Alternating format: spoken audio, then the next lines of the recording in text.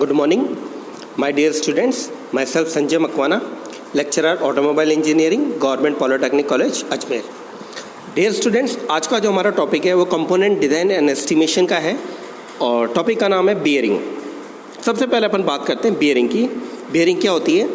Bearing is a machine element which is used for supporting the shaft. Bearing is a device which is used for supporting the shaft. Bearing एक ऐसा element होता है, ऐसी device होती है जो कि शाफ्ट को सपोर्ट करने के काम आती है. किसी भी रोटेटिंग शाफ्ट होती है उसको सपोर्ट करने के लिए अपन बेयरिंग का इस्तेमाल करते हैं. जैसे नाम से आपको पता चल रहा है बियर, बियरिंग, बियर का मतलब होता है सहन करना. इसका मतलब ये हुआ कि बेयरिंग जो होती है वो लोड को सहन करती है और उसको सपोर्ट करती है. शाफ्ट को सपोर्ट करती है तो उसको अपन बोलते हैं बियरिंग. जब भी अपन बियरिंग लगाते हैं तब क्या होता है कि मेटल टू मेटल कांटेक्ट होता है और जब मेटल टू मेटल कांटेक्ट होता है तब फ्रिक्शन होता है और जब फ्रिक्शन होता है तब हीट जनरेट होती है और जब हीट जनरेट होती है तो जो उसमें लुब्रिकेशन किया हुआ होता है उस पर इफेक्ट पड़ता है.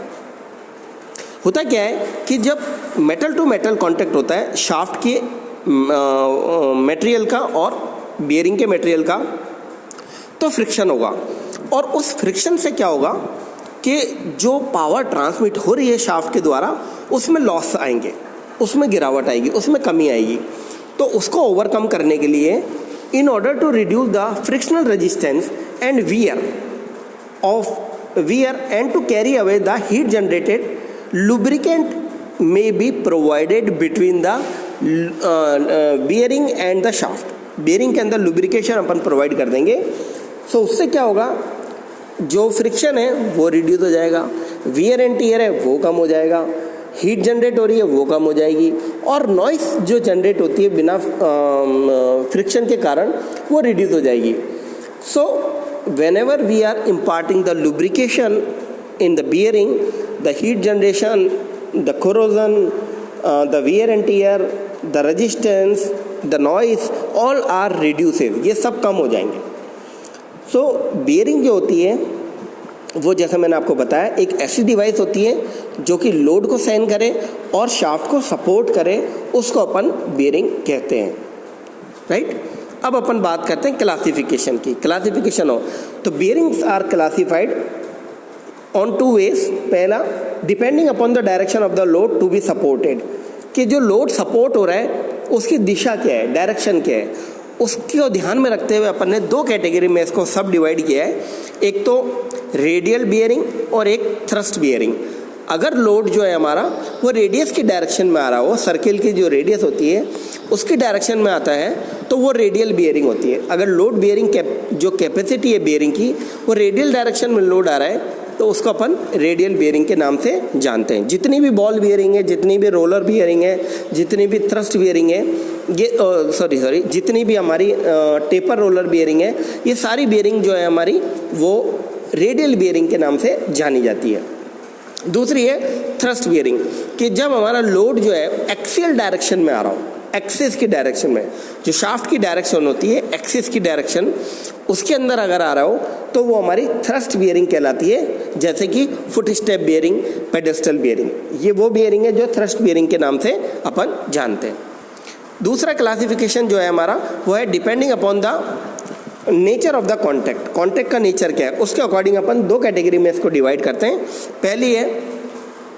पहली हमारी रोलिंग कॉन्टैक्ट बियरिंग और दूसरी हमारी स्लाइडिंग कॉन्टैक्ट बियरिंग. ये दो कैटेगरी में अपन इसको सब डिवाइड करते हैं on the basis of contact.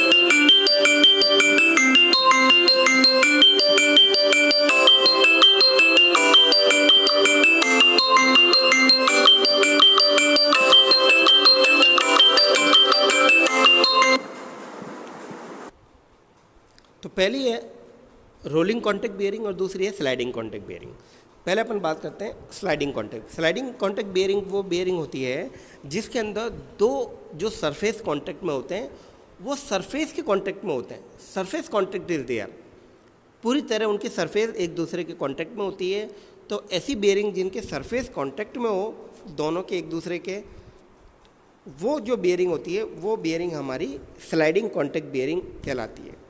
The sliding take place along the surface of the contact between the moving element and the fixed element. There are surface contact between the two.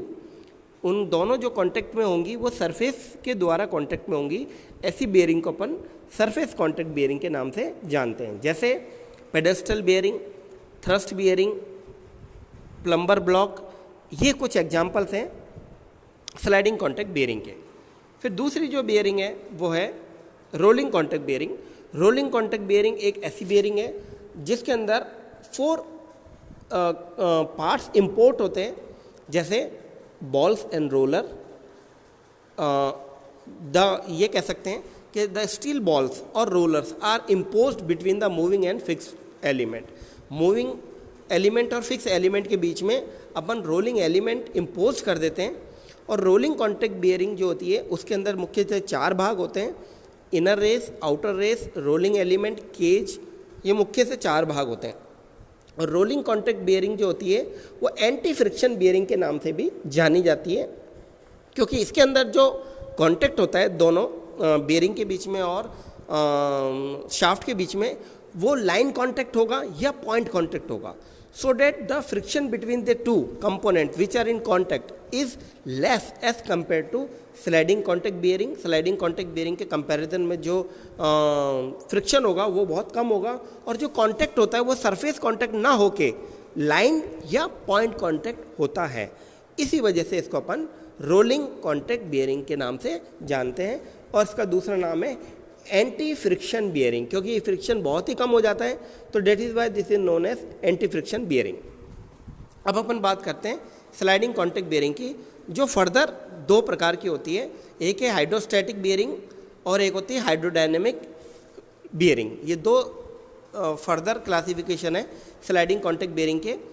तो hydrostatic bearing होती है, वो hydrostatic lubrication या bearing is defined as the system of lubrication in which the load supporting fluid film separating the two surfaces is created by external source like a pump supplying sufficient fluid under the pressure।